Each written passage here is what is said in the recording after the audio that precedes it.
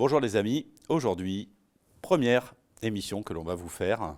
Donc certains d'entre vous nous connaissent déjà pour d'autres projets que l'on a pu mener au niveau de la boutique, donc sur Reflex Pro. Et donc on va vous présenter en avant-première donc les petites enceintes, les petites dernières de chez Sonos, donc vous avez certainement déjà entendu parler. Donc les derniers produits de chez Sonos, à savoir donc l'Aera 100 et l'Aera 300. L'Aera 100 qui va venir en remplacement de, je la sors, la Sonos One. Donc comme vous le voyez, le form factor donc, est à peu près identique. On est un tout petit peu plus haut. On a des performances qui vont aller croissantes avec environ 25% de performance acoustique en plus. Donc on va retrouver un tweeter et un médium grave donc, sur ce haut-parleur. Ce qui va réellement changer par rapport à tout ce que vous pouviez connaître chez Sonos jusqu'à présent, c'est la partie arrière, puisque vous connaissiez le petit bouton de synchronisation ainsi que la prise RJ45. Aujourd'hui, fini la prise RJ45. Elle sera uniquement optionnelle via un petit câble adaptateur. Et vous aurez aussi en seconde option un autre câble adaptateur RJ45 plus entrée jack 3,5, ce qui vous permettra de connecter virtuellement ce que vous voulez avec un niveau ligne. Petite prise, c'est une USB-C, donc qui est présente ici et que vous allez retrouver aussi ici à l'arrière. Vous pourrez faire l'appairage Bluetooth. Le Bluetooth arrive enfin sur les modèles de nouvelle génération, donc en natif. Donc vous aurez le petit bouton d'appairage Bluetooth ici, vous l'avez aussi sur la Aera 300. Et vous disposez d'une coupure mécanique du microphone, à savoir c'est un interrupteur qui vous permet carrément de couper les microphones du dessus. C'était une préoccupation de nombreux clients concernant tout simplement leur tranquillité. Donc le fait d'avoir un système avec un assistant, savoir Alexa, le système interne de chez Sonos, on avait ce petit bouton qui était un bouton tactile mais qui pouvait poser des problèmes à l'usage tout simplement parce qu'on pouvait le manipuler sans le vouloir juste en passant dessus. Donc Sonos a écouté les préoccupations des gens, a tout simplement créé donc un petit bouton mécanique afin de couper les microphones et pour être sûr de ne pas faire d'erreur.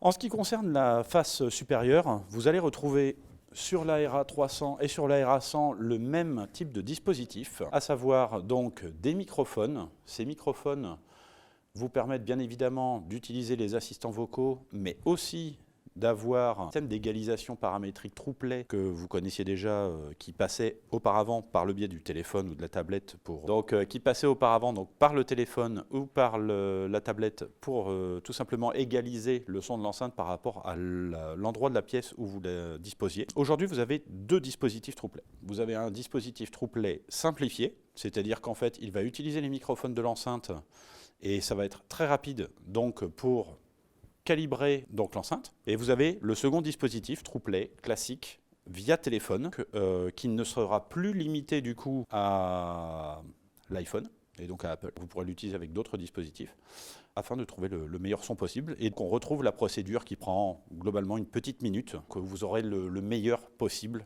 en termes de résultats. Auparavant, vous connaissiez les petits boutons traditionnels, lecture pause, volume plus, volume moins, les petites combinaisons que l'on pouvait faire pour personnaliser les fonctionnalités. Aujourd'hui, on retrouve toujours lecture, pause, avance, retour, mais on dispose d'un petit slide tactile, donc de volume, qui vous permettra de régler le volume beaucoup plus finement que ce qui était possible au préalable. Là, vous pouvez placer directement votre doigt, bouger et donc slider à l'intérieur de la petite réglette afin de trouver le volume adéquat. En ce qui concerne l'alimentation, là, on retrouve, comme sur la Sonos One ou One SL, donc l'alimentation par le dessous de l'enceinte, avec un câble qui est plus souple que sur les anciens modèles, donc plus agréable à manipuler et surtout plus facile à ranger sous gaine, le cas échéant. Vous retrouverez une alimentation donc, qui va être au centre, un petit peu comme sur une Sonos 5.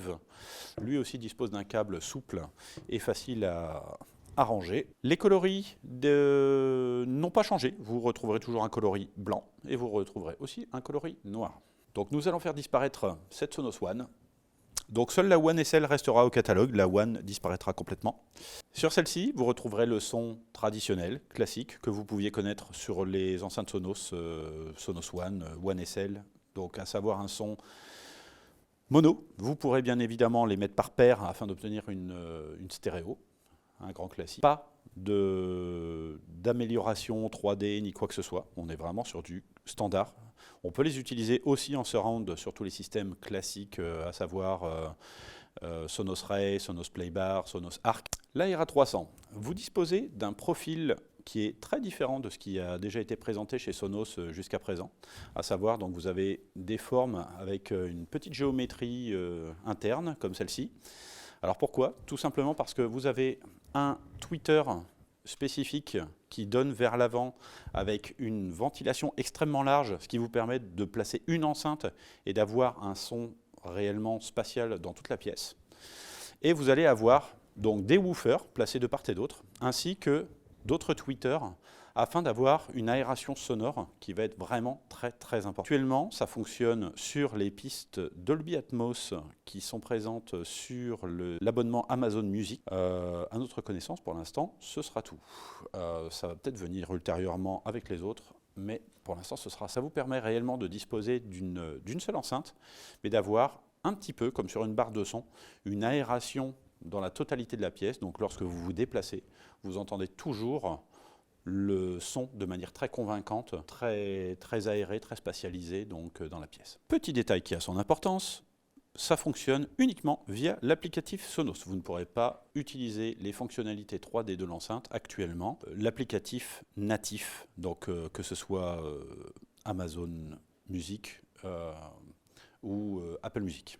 Je vais vous montrer un petit peu maintenant l'installation donc, de ces dernières petites enceintes sur l'application Sonos. Vous allez voir, c'est particulièrement simple. À partir de ce moment-là, donc, vous allez aller dans le système. Dans le système, vous allez faire ajouter un produit. Vous allez patienter un tout petit peu. À partir de ce moment-là, vous allez trouver donc votre enceinte ERA100 ou ERA300 sur laquelle vous allez faire ajouter. Là aussi, avec un tout petit peu de patience, vous allez avoir donc un bruit.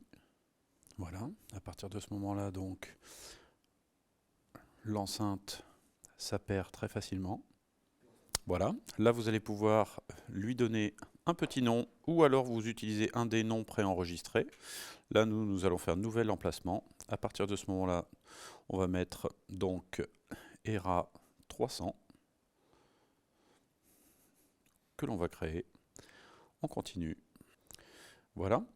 Alors, on va tester un petit morceau en Dolby. Donc comme ça vous verrez en fait sur le morceau, s'il est compatible Dolby, vous aurez la petite mention Dolby Atmos, ce qui vous assure donc d'avoir la meilleure qualité de son possible par rapport à cette enceinte en particulier. Donc sur cette petite prise de vue et capture donc d'écran, vous verrez que l'on a que le petit logo Dolby Atmos qui est présent donc dans l'appli Sonos avec donc Amazon Music présent, que la compatibilité de l'enceinte avec les musiques donc traitées en Atmos.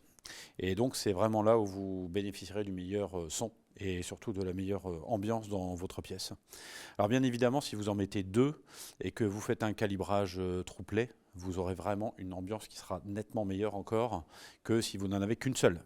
Toutefois, si vous comparez par exemple cette enceinte ERA300 donc en Atmos avec en comparaison directe, donc deux ERA100 stéréo classiques, celle-ci donne vraiment une immersion complète en termes de musique dans la pièce qui est vraiment très agréable et surtout ça limite les difficultés de placement des enceintes.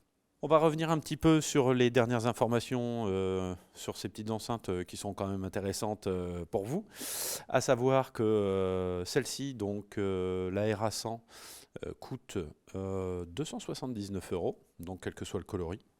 Et vous allez retrouver donc la ERA300 qui, elle, se situe à un tarif prix public TTC, donc à 499 €. Clairement, elle les vaut. À l'écoute, c'est vraiment, je ne vais pas dire magique, mais presque. Mais dans la technologie aujourd'hui, c'est vrai que ça fait quand même partie des belles nouveautés très intéressantes et qui vont vraiment vous faciliter la vie pour une écoute qualitative chez vous. La ERA100, elle, se situe dans un autre créneau puisque ça vous permet d'avoir vraiment une stéréo de qualité, donc pour un volume d'air sans trop de problèmes, de 30-35 mètres carrés, sans nécessiter forcément de rajouter un caisson de grave, de manière vraiment convaincante. Surtout, elle est donc, comme je vous le disais tout à l'heure, plus performante que la Sonos One à peu près tous les registres. C'est toujours un équilibre intéressant chez Sonos. Vous n'avez pas vraiment de mise en avant d'un registre plutôt qu'un autre. Moi, l'intérêt que j'y vois, c'est effectivement avoir un grave qui est mieux maîtrisé que ce que c'était sur la Sonos One. On a vraiment quelque chose qui est davantage hi-fi au niveau de la présentation et donc de l'écoute. Voilà, pour conclure. Donc les deux petites nouveautés de chez Sonos. À bientôt.